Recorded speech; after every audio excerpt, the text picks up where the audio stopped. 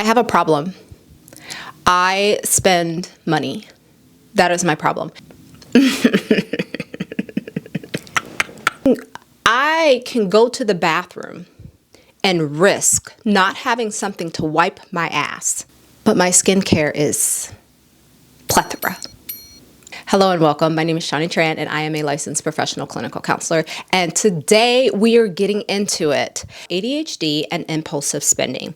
And I am going to be coming to you because I'm going to do a challenge. I'm going to do a 30-day challenge. So we're going to start today because yesterday I bought 2 pair of Stuart Weitzmans. I don't know if that's how you say it. I've never actually invested in a luxury shoe and I deserve it. These are some evidence-based strategies that I will be using for 30 days.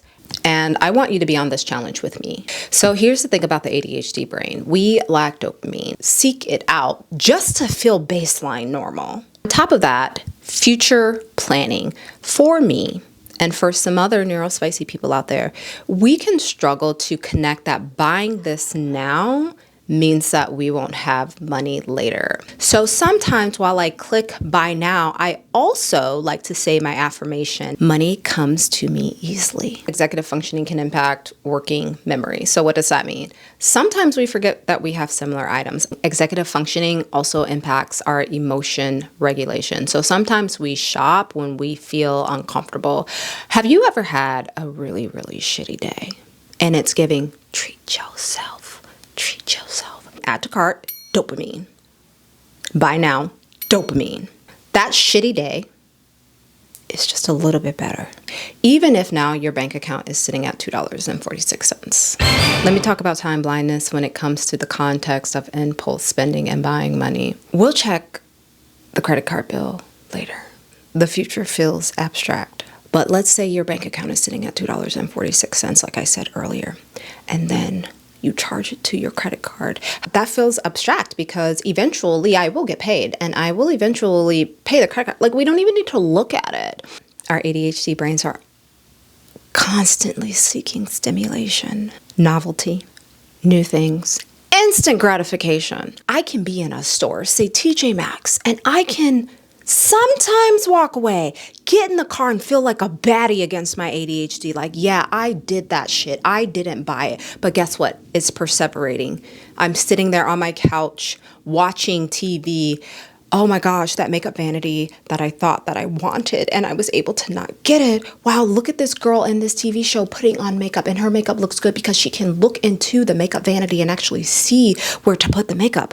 I knew I should have bought that makeup vanity. Did you know that shopping is also a sense of productivity?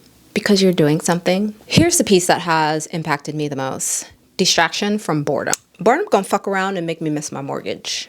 I just want to let you know this is not a character flaw. This is just neurobiology. These are going to be the evidence-based strategies that I will be using for the next 30 days. The ADHD brain operates with out of sight, out of mind. I need to create that friction for myself. So what am I doing? I am deleting all the apps.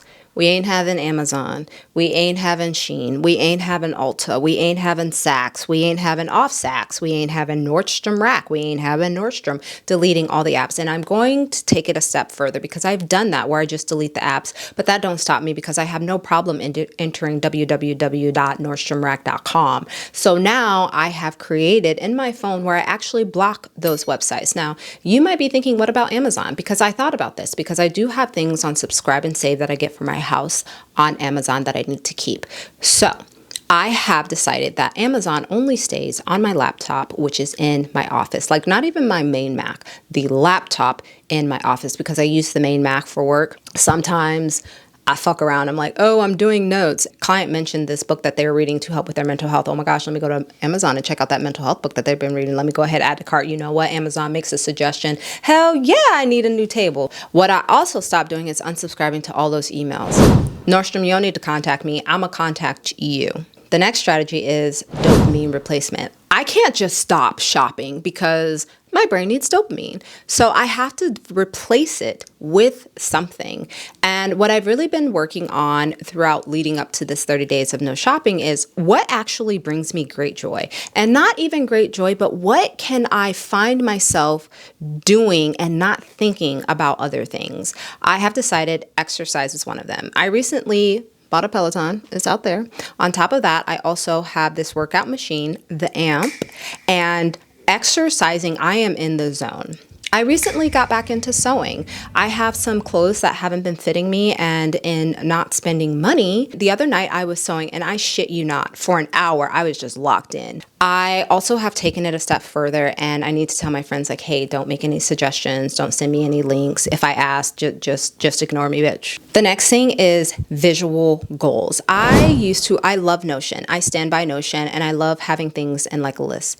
But lately I've realized that having my goals sitting somewhere where I cannot see them every day, out of sight, out of mind. So I need to visually see the goals that I am working on. I have right there, I put up my goals and I put a no-buy list, and I put specific things on my no-buy list. So some of the things are clothes, shoes, accessories, purses, books. I got hella books and water bottles, candles, notebooks. I don't know what it is about ADHD. We'll get into that in another video, but we love a motherfucking new notebook. On top of that, I have decided to track my credit cards manually in Notion. So the balance sits on my budget sheet for my bills. So I now see my credit card balances, and I don't want to feel that anxiety anymore. The next thing is going to be body doubling and accountability. Please be on this journey with me. The next thing that I will be doing is planned dopamine. So maybe during that time, I try a new coffee shop, and I'm a tourist. So food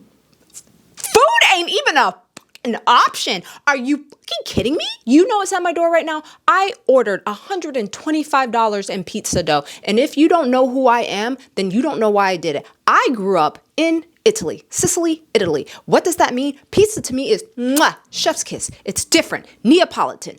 Ooh, airy, crunchy, a little bit. With that being said, I ain't making no pizza with no Trader Joe. And the last is going to be emotion regulation check-in. These are the questions that I'm going to ask myself. Some people that are neurodivergent struggle with alexithymia, basically emotional blindness, like the struggle to be able to identify your emotions. Evidence has shown that people with ADHD can struggle with alexithymia, being able to name the emotions. Halt. Asking myself, am I hungry? Because if I'm hungry, am I angry?